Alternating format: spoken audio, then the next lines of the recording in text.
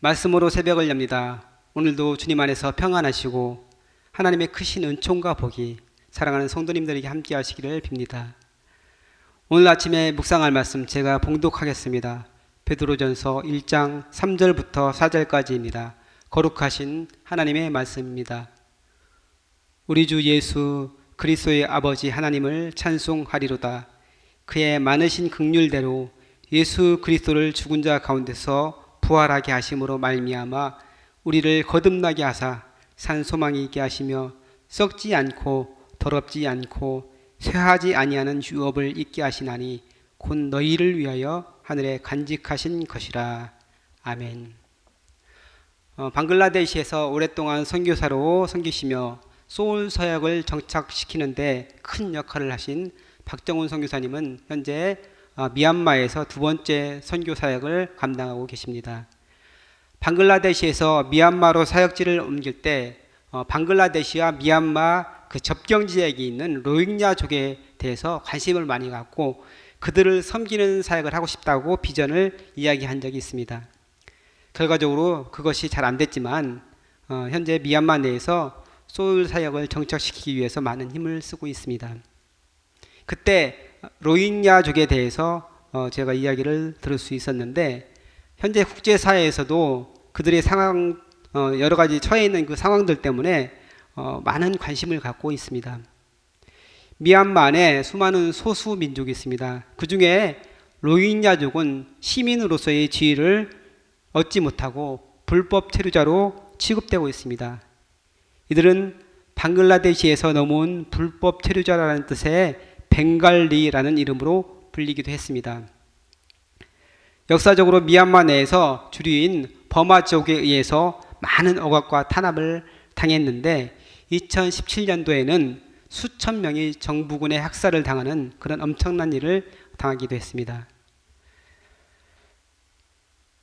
이들은 탄압을 피해서 방글라데시로 피난을 가서 현재는 그곳에 있는 난민촌에 거주하고 있는데 방글라데시라는 나라 자체도 워낙 가난한 나라다 보니까 그 난민촌에서의 생활은 너무나 비참하고 너무나 형편없는 생활입니다.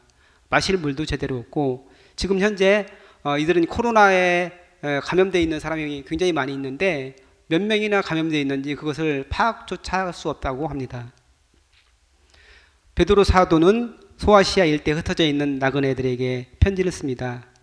지금의 터키 타우루스 산맥 북쪽 지역에 살고 있는 사람들이었는데 유대인 디아스포라를 비롯하여서 이방 그리스도인들까지 포함한 사람들이 그 대상이었습니다. 제가 로힝야족에 대해서 서두에 말씀드린 것처럼 이들도 나그네로 살아가며 많은 어려움과 박해의 직면에 있었습니다. 역사적인 배경을 보면 예루살렘에 큰 핍박이 일어나자 그리스도인들은 유대와 사마리아 그리고 이방 지역으로 흩어졌습니다. 그리고 그 흩어진 사람들이 각지로 다니면서 복음을 전했고 곳곳에 가정교회 형태로 교회가 생겨났습니다. 소아시아에 있는 여러 지역에 예수님을 믿는 사람들이 많이 생겨나게 된 것이죠.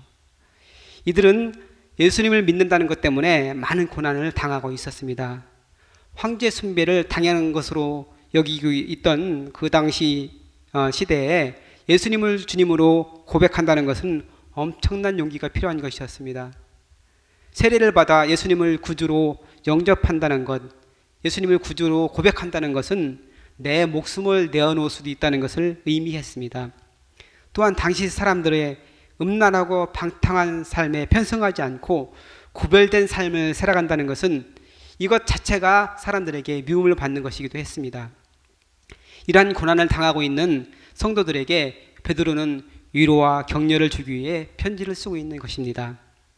베드로는 지금 비록 나그네로 살아가며 힘들고 고통 가운데 있지만 하나님을 찬양할 것을 권면하고 있습니다. 그 이유는 하나님께서 우리에게 산 소망을 주셨기 때문입니다. 나그네로 압박과 소름 속에서 살아가고 있는 성도들에게 정말로 필요한 것은 소망입니다.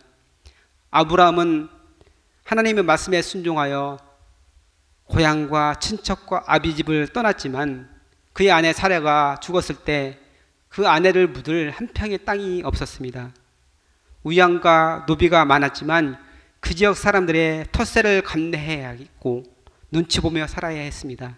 그래서 하나님께서 아브라함에게 땅에 대한 약속을 주셨습니다. 가나안 땅을 그와 자손에게 주리라고 약속했던 것입니다. 나그네로 살아가는 사람에게는 지속적으로 안정되게 살아갈 수 있는 영원한 보장이 필요합니다. 베드로는 이것을 유업이라고 표현하고 있는데 하나님께서는 우리에게 썩지 않고 더럽지 않고 쇠하지 아니하는 유업을 있게 하셨습니다. 이것은 하늘에 간직되어 있습니다. 유산을 상속받는 사람은 부모나 상속하는 사람이 죽어야 그것을 이어받아 누릴 수가 있습니다. 하지만 우리가 받는 유업은 이 땅에 속한 것이 아닙니다. 누군가에서 이어받는 것이 아닙니다. 하늘에서 우리를 위해 예비되어 있는 것입니다. 그것은 썩지 않고 더럽지 않습니다. 낡아서 없어지지도 않습니다. 우리가 이 땅에서 고난과 박해를 당할수록 그것은 더욱더 빛나고 찬란해집니다. 그것을 누가 소유할 수 있습니까? 바로 예수 그리스도를 구주로 영접한 사람, 곧 그의 피로 죄의 씻음을 받고 거듭난 사람에게 이 산소망과 유업이 주어졌다고 말씀하고 있습니다. 그러기에 이 땅에서 우리가 고난과 박해를 기쁨으로 감당할 수 있습니다. 마지막 때가 가까워지고 사랑이 식어지고 예수님의 뜻대로 살아가는 것이 힘들어지고 있습니다.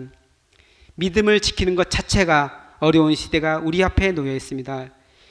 예수님을 믿는 것 때문에 조롱받고 손가락질 당하고 불이익을 당하게 될 수도 있습니다. 하지만 우리에게 있는 산소망을 바라보아야 합니다.